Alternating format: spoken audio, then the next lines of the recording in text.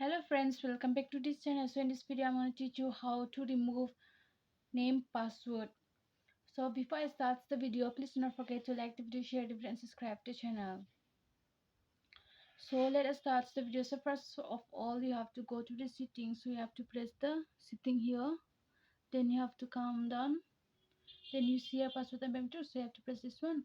So you have to press first one, lock screen password. So you have to press this one. So you have to give enter name what you have been set it. So you just need to press this one. So you see here turn off password, so you have to press this one. So you have to enter it again,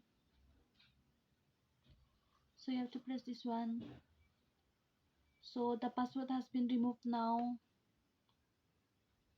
and see the password has been removed now. So friends, before you leave this video, please do not forget to like the video, share the video and subscribe the channel, and thanks for watching.